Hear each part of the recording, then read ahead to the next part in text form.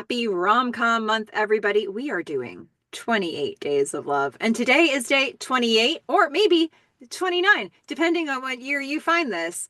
Your choice. Whatever makes sense to you.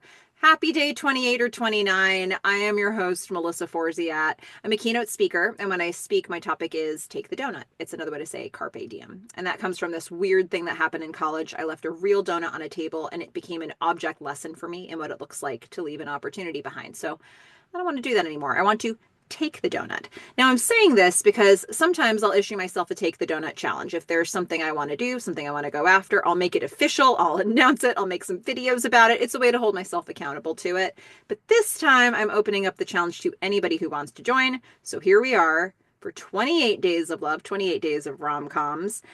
And, before I say anything about the video, I'm just so excited because I have not actually recorded these in chronological order, but this is, in fact, the last video that I'm recording. And I cannot believe that there was a guest for every movie. When I started this, I said, I'm not going to get a guest for every movie. I'm not even going to try, but I'm me. And here we are. And it's been a dream list.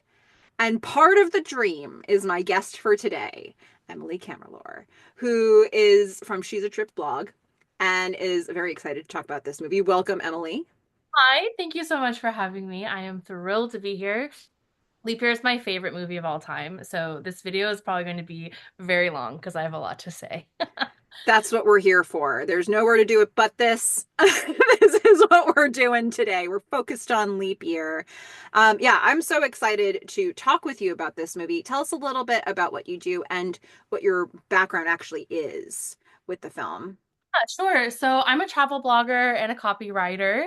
My blog is to help young women in their 20s and 30s get out there and see the world, whether they are kind of still in college and doing study abroad or corporate girls just trying to make use of their limited PTO. And for Leap Year, this movie came out my junior year of high school. And at that time, I had not been anywhere. Nothing had happened to me in my life, right? I hadn't dated, I hadn't traveled, but I always like wanted that big, bright, like adventure.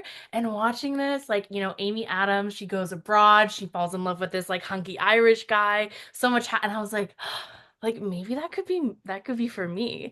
So I've always kind of hold it like dear to my heart as like when I was a teenager, something that I wanted and something that I had manifested for myself going forward. So yeah, Yeah, it's look at you now.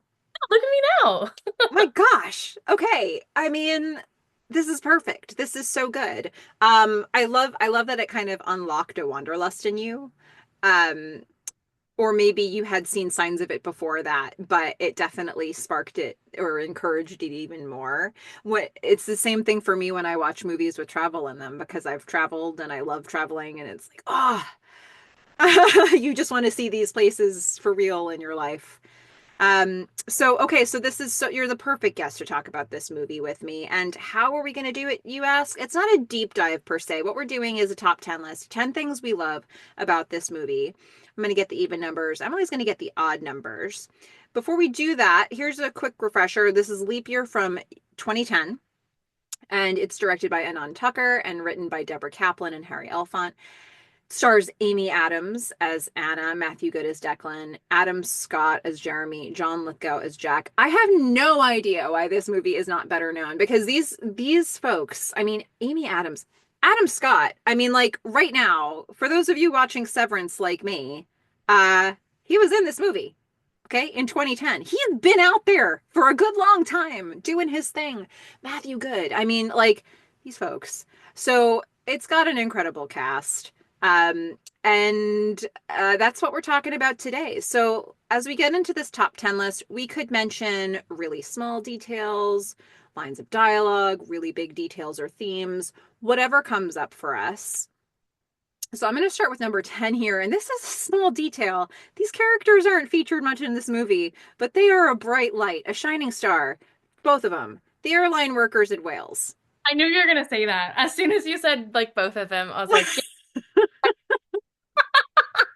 Carol, ring Dublin International Airport and get them to open a runway, especially for Madam, right away.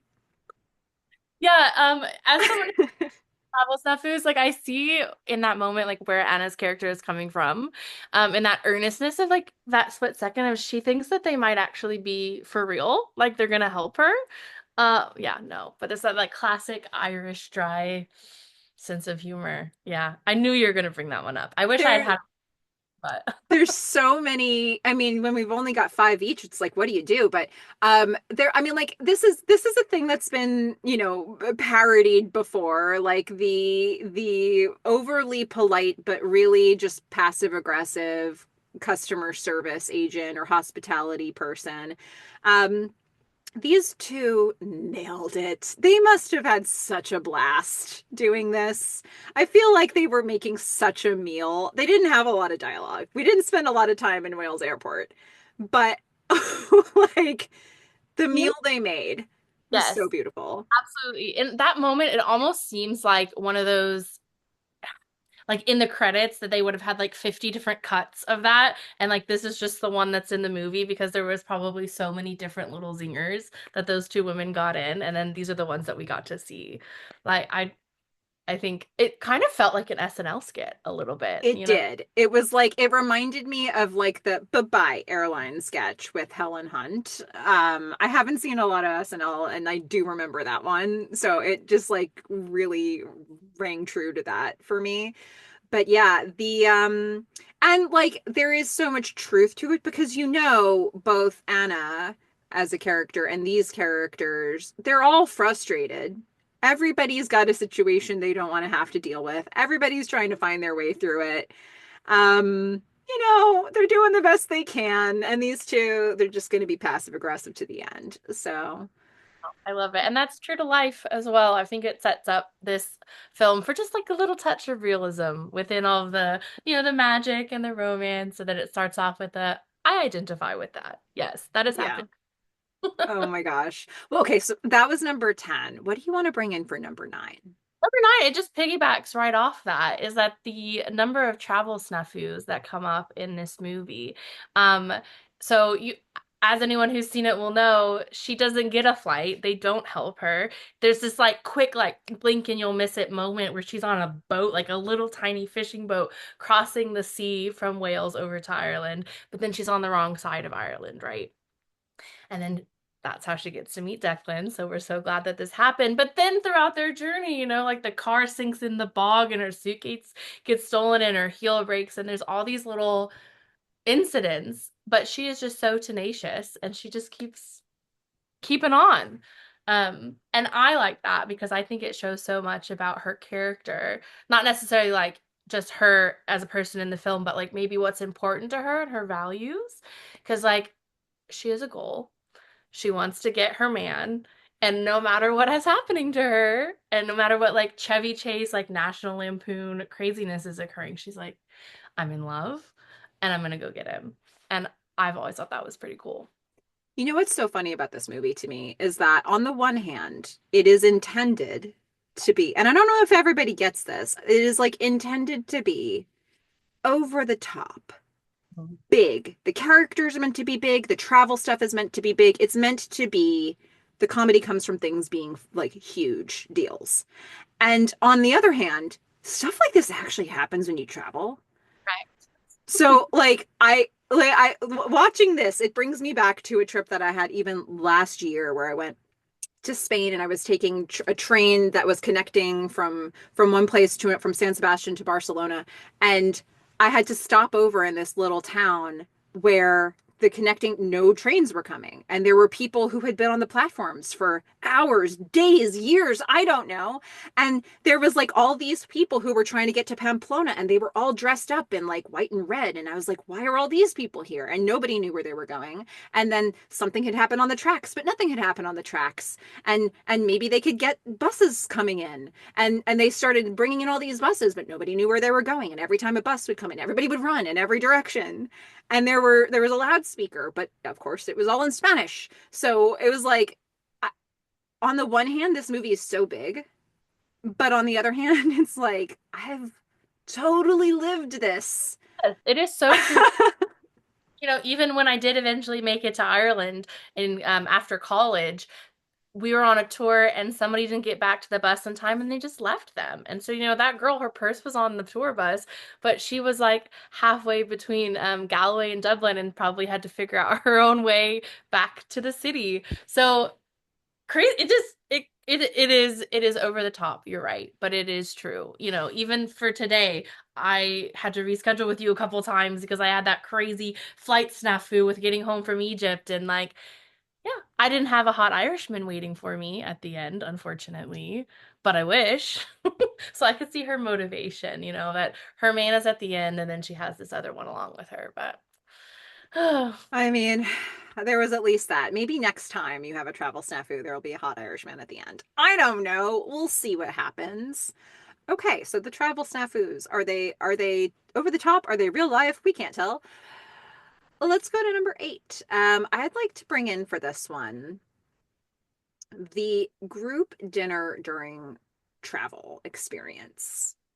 Um, I imagine you've had this experience before when you're traveling and you just find yourself at a table or in an experience with a bunch of people that you've never met before this moment. You'll never see them again, but you're like the most interested in that. Like everything revolves around this moment. They're like you're the best of friends for this one moment. You have the most fascinating conversations, and the part of like the contract is you're not ever going to see these humans for the rest of your life. So this experience that we see Anna and Declan have in Tipperary reminded me of it just reminds me like this film reel of all these old life experiences that I've had like that. And they all felt like this table, and they were all different from this table at the same time. So I just love that it captures this moment, that this kind of stuff happens, these magical moments of community that just kind of comes together for a second and then disbands. And that's part of the magic of travel. So I had to bring up that one for this. No, I really like that moment too because I think it's a nice form of like secondary connection. Obviously, the budding romance between Anna and Declan is at the forefront, but this movie also does highlight those like non-romantic connections that you make with people of how, the Spanish couple and the old innkeeper, you really do bond with them. And it was a nice look into the hostel breakfast table or the line when you're trying to get to your next place in Spain, right? Of like all these people that you never would have spoken to if you had passed them on the street, but because you're suddenly stranded, you have so much in common and you're like, "Oh, actually there's community anywhere." And I really like that about this moment of the movie. Yeah. Yeah, it reminded me of, I guess this is story time again, but it reminded me of I visited somebody that I knew in Switzerland, kind of near the French border, and there were a bunch of people who kind of gathered at her home for dinner, and we were making like fondue, and somebody was like shaving meat. We were getting things all ready to go, and they were all speaking, and sometimes they were speaking in English so I could understand, but sometimes they would forget that and they'd speak in French.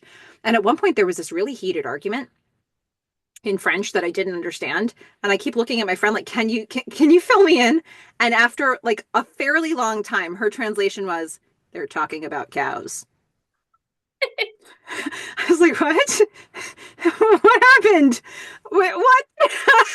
Like, best possible translation. Love that. Yeah, the intricacies of livestock trading on the Swiss-Italian border or something. It's so heated. Like that. It was so good. But yeah, and then I haven't seen most of the people there since. It's just, yeah, you get these moments. But yeah, it's one of the special magical parts of the travel experience. So that was number 8. But what do you want to bring in for 7? Seven, I think this this is not a top 10 ranking, guys. We're kind of going chronologically. So I don't want anyone to think, "Oh my God, I can't believe Emily just put that moment at number 7." The kiss. The kiss at the dinner table, the forced kiss, the most steamy, romantic. Oh, I'm blushing thinking about it. Okay, this is one of my favorite tropes, like even when I'm reading, is enemies to lovers. There's nothing going on here. We're not even friends. We're barely colleagues, right? And then the innkeeper, he goes around the table, right? And he gives his wife a little kiss. And then I think the Italian couple, right, or the Spanish couple, Stefan has certainly kissed his wife. And but then there's that one shot of like the innkeeper's wife, which is a little too interested Yeah. in making out, which I always thought was so funny. And then it's Anna and Declan's turn, and neither of them want to do it, obviously, because they just got this arrangement. They're trying to get to where they're going. But then the way that Matthew Good played that as a 17-year-old, when I watched that for the first time, I was like, that's the kiss that I want. Like, he like the way he turns her head to him, he has this like in her face. Oh my God. And just It's a like, lot. yeah. And when she lets go of him and she's like playing with her pinkies because she's so flustered and she doesn't know what to do with herself because she hates this man, right? Like, he's just her annoying chauffeur. Nope, maybe there's a little more there. And I love the way they play coming out of the kiss because it's like two really good actors who somehow conveyed 1,000 things in a couple of seconds. Like they're like, "Oh my God, that was amazing," but also like, "I still hate him," and also that's not real, and also they have to put on the show still, so they both do this little like, "Ta-da!" Takes a drink and he's like, oh my God. Yeah. It's It's like a really fun sort of fallout that we get to experience that's subtle enough that the people at the table shouldn't notice it, but we're like, oh, a because lot of things are happening there. exactly. And like we know it's the first time that they've kissed or even thought about each other that way, but like the rest of the people at the table don't, and they've put on such a good show for them. Mr. and Mrs. O'Brady Callahan. That's they come from a long line of Brady Callahans. Um, for those who are interested in like the best kisses in rom-com month movies, go check out Catch and Release, Oh, that's a good one. co-signed by Emily. Yeah, seen that a couple times. I dedicated an entire number to that one. Okay. My goodness. Anyway, that would be an interesting list. I feel like we need to do that. Kisses of Rom-Com Month. Okay, so all right, number 7. Whew. Let's go to number 6. I, this is an interesting one to follow up from that, actually. I'm gonna say, and a lot of times I'm not on board with how awkward Declan is. Because sometimes it's like no human should be like this sometimes, and it's true for her as well, right? But I think there was something really appealing about the honesty that he has in the moment when he says, if he wanted to propose he would have done it already. Fact. I mean, he's being so annoying, right? Like she's so annoyed by him, but also I think one of the reasons that I like that moment is that there are these things that happen between them early on where I think it's so true in real life that you can tell something to somebody and they pick up a thing about it that you've been unwilling to look at. You obviously register it because you just told the other person, but you're not really examining it for yourself. I think the fact also that Anna keeps saying let's see, what can I tell you that's amazing about you? He's a cardiologist. Like the number of times the only thing she can come up with why Jeremy's so amazing is that he's a cardiologist. Yeah. Declan clocks this, he makes fun of it, and is mirroring it back to her, and she's like, "Ooh," like yuck. God. Because I don't think that's actually what she prioritizes in life. It sounds like it because that's what she keeps saying, and so she has to really inspect that. And so for him, having that honest like mirror back to her of like if he wanted to propose he would have done it, If you want, fact. yeah. Yeah. Yeah, like yeah, this mirror idea of like she was giving him the information for him to like share back to her, and suddenly when it comes out of his mouth it looks and sounds just a touch different. Yes. Not as good. Not as good. Yeah, and I think I don't want to spoil anything, I guess. I don't know what's coming Oh, in the middle. we can spoil stuff. Does propose to her, we find out it's because of the apartment and that they're not going to get in if they're not married. It's not because he loves her or cherishes her or wants like understands that marriage is important to her and wants to give that to her. He's like, "Oh, it's like a bargaining chip to get this apartment that I want." Very pragmatic, not romantic at all. And it doesn't really have anything to do with Anna. It just has to do with the apartment that he wants for himself and the lifestyle that he wants. So that like Declan hasn't even met Jeremy, and he is like more tuned in to like what's going on in their relationship than she is because she doesn't want to see that. That's the thing. That's the beauty of it. And it really spoke to me because I don't know if this has ever happened for you, but like in a friendship or a relationship that's not balanced and you're talking to a friend about it and they're only getting the information that you're sharing with them and they're like, "Have you noticed this?" And you're like, "I guess I must have because I said it to you." I didn't notice it when I said it. Yeah, Yeah, it's an interesting phenomenon, and I think it's so important that we bounce some of these things off of other people sometimes, or just articulate it so that we can see what's actually coming out. And that's, it's maybe a weird thing for me to pick, but there was something very rooted in reality about that for me in the context of a movie that's so wild. Um, but yeah, so that's number six. number six. What do we have for number five?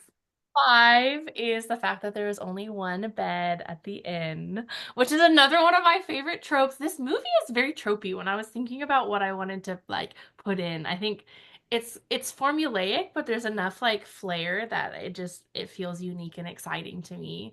Um, but the thing that I like is that first she's gonna make him sleep in the shower. There's not even a tub. There's just that like curtain thing that kind of comes across, and I'm not sure if like the toilet is in there, and then there's like we don't really know what the configuration is, except for the fact that like he's probably gonna have to sleep like this, standing up or something, right? And she lets him into bed, and he does that thing that men do when they're like thrashing and like throwing the covers up, and he's all wiggly, and it's so annoying.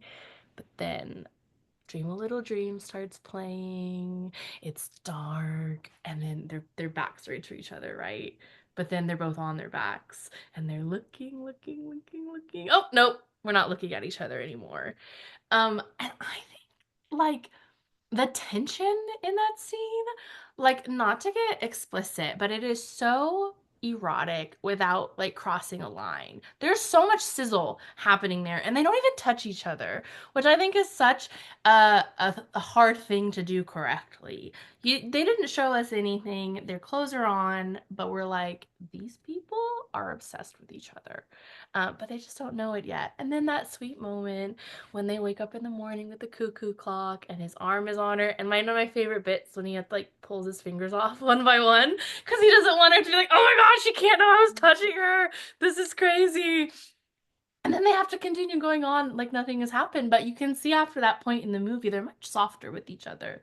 There's not a lot of venom, which might have something to do with the conversation they had about her family while they were cooking dinner the night before.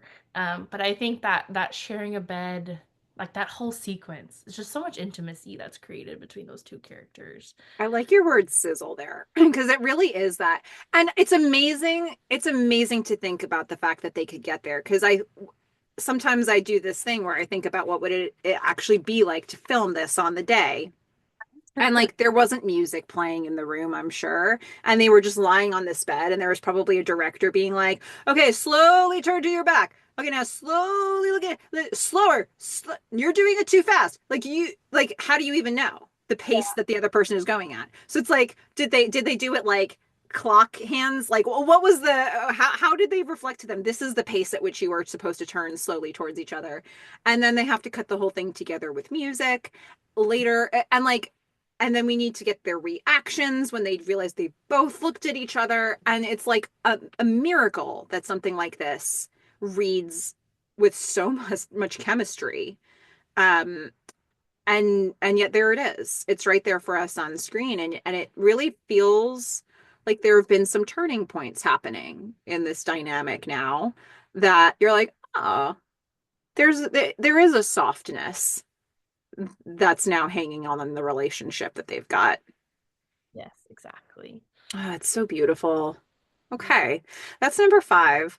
Let's stay on that sort of for number four.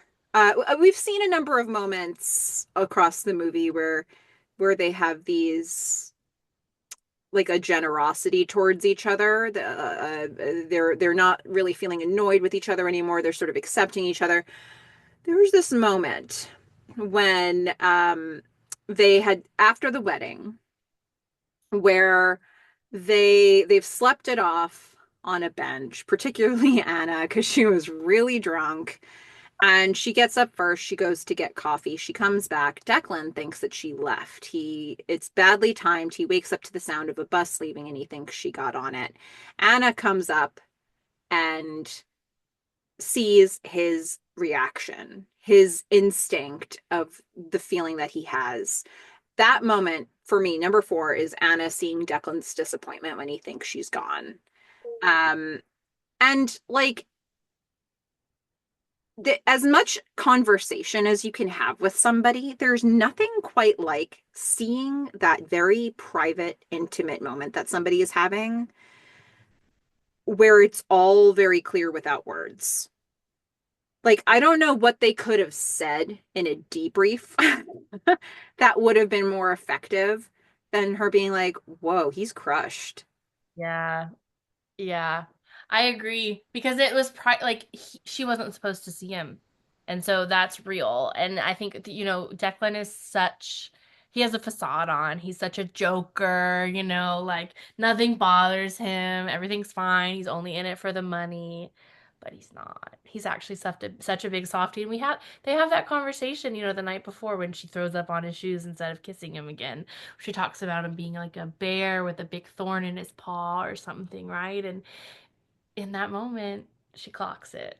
Oh, Like, you've got a beastness about you. yeah. And I just think about how she's another one. There's another one in 20 minutes, she tells him, right, with the two coffees. And then immediately it's back on. He's like, ugh, cheeky. Oh, it's not that big of a deal, but she saw. And Yeah. importantly, yeah, that's a good moment. Yeah. Yeah. It's the encouragement you need. I mean, if somebody's doing that for the whole relationship, there's a red flag. But, he's got some things that he's working through, and so does she. Correct. So, that happens in its own time. And this is a process. And there's like this little window there. Like, I see what's going on. Ah, so Technically, beautiful. boyfriend still at this moment, right? So, oh. I Yeah. guess that kind of brings us in to the turning point, right, of the next thing, which is um the fire alarm moment. So my some of my friends, if I'm ever in a fight with them about leap year and how good it is, they're like, "Oh my God, Anna was cheating on Jeremy." And I guess there is an argument to be had for that because we do watch her fall in love with somebody who's not her boyfriend throughout the whole movie. Um, but what I think, even as a teenager, I clocked is that she does go home with the guy that she came over to Ireland with. And she has every intention of building her life with him, right? They're engaged. That's what she wanted. She loves him. She's ready to move forward. But previously in Ireland, her and Declan had that conversation about what is really important to you in life. And for him, I think it was his mother's ring or his grandmother's ring that his ex-fiance has, and how if you had 30 seconds and your house was on fire, what would you grab?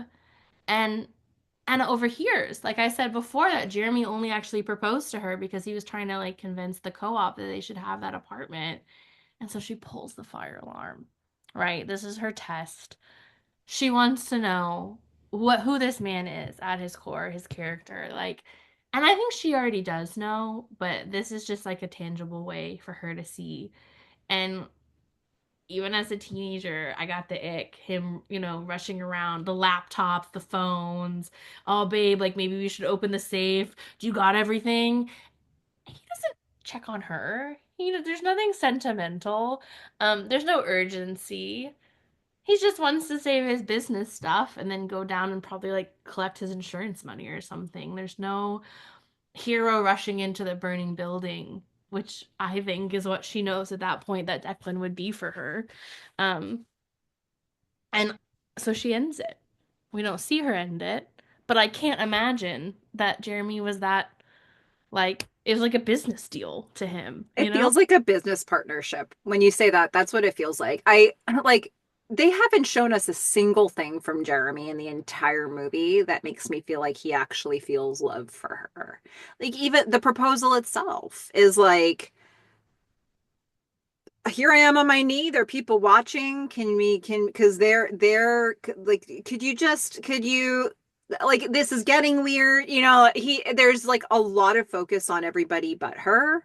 Um, and that's not a good sign. Like there's a lot of things about this. Like he doesn't really notice any of her genuine reactions, like thinking she was going to get a ring and getting earrings instead. It's on her face, and he's like, how does he not notice? Right. Like, And how why does, girlfriend of 4 years, earrings, at a fancy dinner? Like, be so for real. yeah. Oh gosh, it's like Legally Blonde, when Elle thinks she's getting proposed to and Warner breaks up with her. That's a very callback. I mean, like we've seen these things before, but it's just like, yeah, he's just. And, for a while that was working because she probably wanted somebody far more dependable than her dad was. And Jeremy is absolutely that. He just doesn't really express love or seem to have any priority on her. Um, so I think she got what she was looking for a while. And then she meets Declan, and maybe something shifts there. And even I think just the act of doing this really romantic gesture, like something was going to shift there, even if she didn't meet Declan. Correct. Yes, I don't know how long she would have coasted, because I know people like this in real life where it's fine. He's fine. We're safe. It's fine. So they get married and they have a couple of kids and it's fine. But then, you're 57 and you're like, actually, I hate my life. I don't know how I got here. Did I sleepwalk through the entirety of my life? Um, and so I think even if Declan had rejected her later on, that her ending her relationship with Jeremy, she would still see as the right choice. Because her life she was trapped with him. She was bored. And um, yeah, I She agree. was willing to do this big, challenging adventure in the name of romance on behalf of Jeremy. And that was never going to be reciprocated. And the rubber would have met the road there. Like, and I'm willing to bet, if not for meeting Declan, something else would have happened on this trip that would have made her be like, I just did all this. And here you are. Like, I think this, I think, brought it to the forefront a little quicker. And I think Declan, like, stating very blatantly some of the things that were wrong in their relationship probably nudged it along faster. Um, but her friend, even, like, when Jeremy's explaining the whole situation with, like, why the proposal got made, her friend's like, like, you can see the look of dear compassion for like for Anna, but like I think we were both seeing the same thing here, right? Like, He's proposing because it's what you're supposed to do, not because he wants to. And she could have been anyone. I don't think that Jeremy wanted to marry Anna because he loves Anna. I think he wanted to marry her, as we said, because that was the next thing to tick off. And she yeah. was, whereas with Declan, it's a little different. Ooh. I mean, lives got changed when they met Anna and Declan. Okay, so that was number three.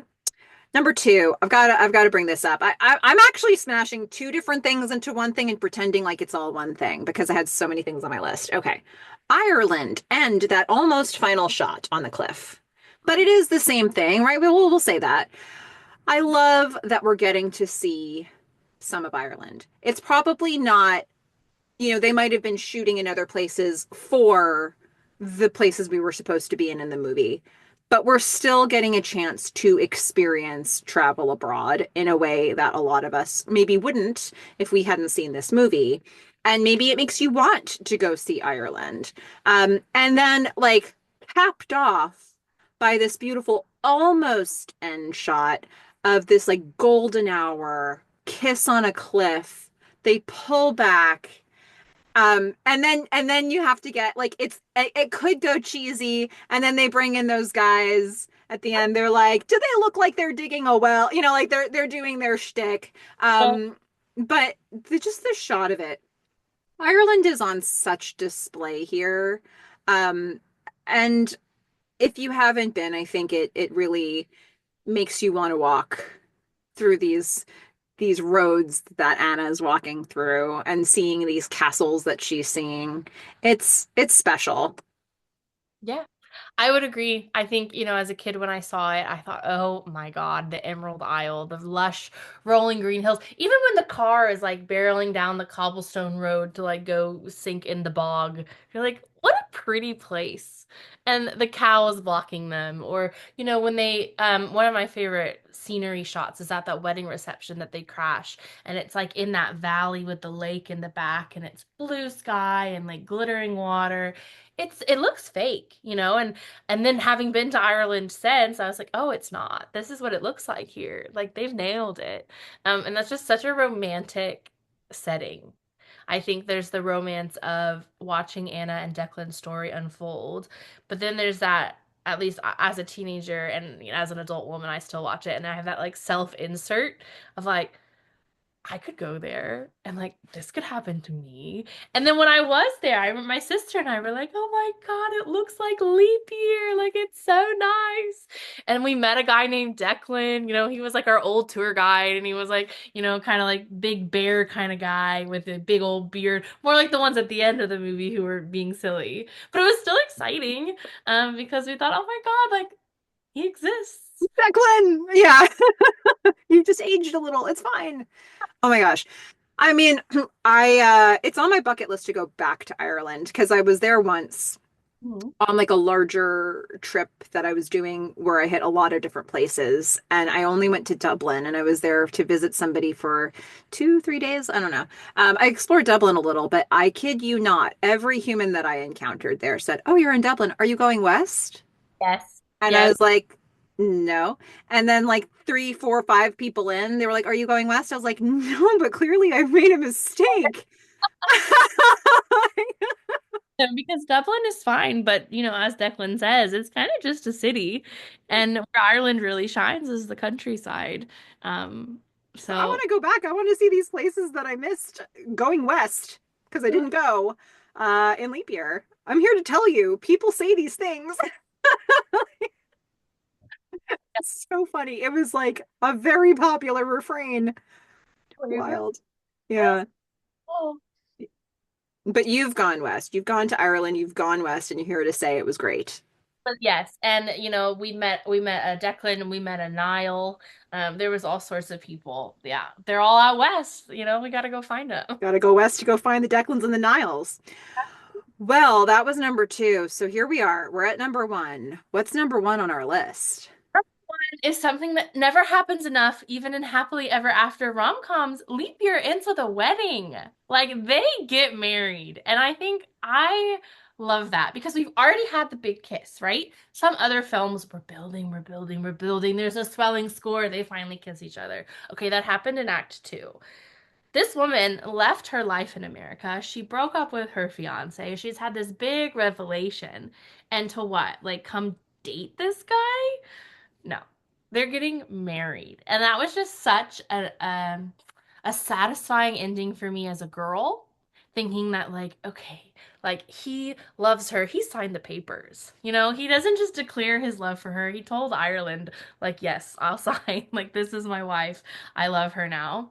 Um, and it's something we never see enough. I'm really tired of movies and books ending with just like the big kiss or ambiguity. I love that they're on their honeymoon together. Because the whole time Anna wants to get married and we think she's marrying Jeremy, but then Declan comes in and he marries her because she infuriates him, right? But in the best possible way. And he marries her because he loves her, not just because she's like a box to tick. And that for me is just like, oh, the most satisfying ending that a movie like this could have. I love that you raised that, especially because the story we've set up for these two particular characters makes that the outcome we need to have. Anna was she wanted to get married. She wanted to get engaged. She was willing to do all of this to get engaged. Declan has this like trauma in his life from his experience with that. And I guess that's kind of underreported in the movie because we do see it more from Anna's point of view. We understand the story that's happened with Declan. We get a moment to see the ex. Yes. Like the story is there, but we haven't spent a lot of time with it. And Mhm. for him, it's like a major development for him to have gotten to this place with Anna. And I do believe that he's had this development. Um, I think he might have been at the edge of like starting to see a path out of his depression. And he met Anna at the right moment, and they had this really important bonding experience, and they were able to get on the same page. But like a movie where they have the big kiss at the end doesn't really make as much sense. Also, because it's like, well, okay, but she was from the Yeah. States. Like, there's logistics to work out here. So I don't just want to kiss and then have to feel like, well, now they have to sort out the long distance relationship thing. Like, they're actually doing something. And I like that he had like it could just be for like, keeping things short and sweet for the movie, but that he had the ring, right? We saw him get it back and she shows up and then immediately he's like, I'm gonna ask her. There's no like, oh, 6 months later. No, he knew. He knew. And as soon as she showed back up, he was like, okay, I'm gonna, and I think it's so funny that um there's like, oh, is she gonna jump off the cliff? Like that's dark. It's like, was this a rom-com or what? Yeah, yeah. And I love that even when they're proposing, they're being a little bit snipey with each other because like, oh, what took you so long? Oh, I was getting something, he tells her. And she's like, oh, did you really think that like when I just confessed my love for you, that was like a good time to go get something? And he's like, yeah, like, of course it was. And then she takes too long to answer him. And he's like, it's kind of damp down here, Anna. Like, there's so much affection. And, it's just like, so they're flirting. They're in love. They have been since day dot, and I love it. It's just so feel good. Um, and the last shot of them driving away, just married, and he's talking about her suitcase and teasing her about Louis and just throw her in the wash, she'll be grand. I just think that's a nice bow and a callback to how they met. Mm. Yeah. Yeah. And I think it's, again, like they both have their flaws and they both like they're really exaggerated in this movie, right? So like at the end when Declan like goes to get something, it's not that it was the wrong time to go and get the ring, Declan. All you need to do is be like, be right back. Yeah, just tell Just a her. second. Yeah. I have to get let me get some real quick. Like I'll you just wait here. Like that's all that was needed. And he somehow like some of these social niceties didn't translate for him. Um, and she's certainly like, I mean, who but Amy Adams could make this character endearing because like she's a lot. Stubborn, silly. But you're right, it does come across as very sweet. Because I think Amy plays it in a way that her Anna's motivations are always clear to us, and they're always coming like a good place. Mhm. Nothing she does is to harm or embarrass, even if it feels that way to some of the other characters like in the film. Well, like I think about something like she destroys the room at the Yeah. Keurig, right? Like, but she doesn't even register it because she's so focused on being able to communicate with Jeremy and Hmm. like getting to like nothing matters except the man she is on this mission for. And so I think when you know that that's at the heart of all this for her, when like that's her core motivation, it's like, oh, well, I mean, you're wrecking this place and you should be noticing, but your heart's definitely in a certain place. Uh, A lover girl. I mean, aren't we all? Like, yeah. Oh my gosh. I mean, that's our top 10 list. go. And there's obviously so many more things. So anyone watching this, just go watch it again. Go watch it. And comment, share in the comment section what you love that we missed, or upvote some of the things that we mentioned because there's so many things to talk about. But or share your Ireland experiences. Go for it. But yeah, what a fun movie. We'd love to hear from everybody on their favorite stuff. And before we close out here, Emily, anything that you wanted to plug or share? Where can we find you? All that good stuff. Sure. So my website is she'satripblog.com. As of right now, there's a lot of content on there about Australia and New Zealand, where I did live long term for a couple of years. But there Ireland stuff on there if you're looking for more Ireland travel inspo. I'm also on social media. She's a trip blog, and I'm always happy to help you plan your vacation or give you tips, or even if you just want to complain about nightmare travel experiences like Anna had in the movie. I'm here to listen. I mean, what a resource for all of those things, right? So good. Okay, next time, look, it's day 28, day 29, depending on when you come to this. So there isn't a next movie, but the other day 28 movie I will mention. So we watched The Holiday also from 2006. Kate Winslet, Cameron Diaz, Jude Law, Jack Black, Eli Wallach. And really kind of an appropriate pairing with this one, hopefully, because we're kind of in the same part of the world for some of this. It's between sort of California and we're in England, and so it's just this really nice balance with this movie, I think. And I was joined for that one because, when it's the holidays, what do you think of holiday cookies? Well, I had Katie Matoyer, who's owner of Sugar Dane Cookies, an award-winning cookie decorator here in the US. She jumped on to talk with me about the holiday. So that's going to be really fun. But also, given the fact that we're like all the way through the run, I'm serious. Go back, check out the list of all the movies that have been in Rom-Com Month. They're all in the description of this video. It's insane, the guests that signed on for this. And it's a really fun list. Some movies you probably know, some ones you might be discovering for the first time. But, you know, it's all part of 28 Days of Love or 29 Days of Love, depending on when you come to this. So that's Rom-Com Month, everybody. And I hope you'll join me for some other movies in this series. And go out there, get love, get donuts. Bye, everyone.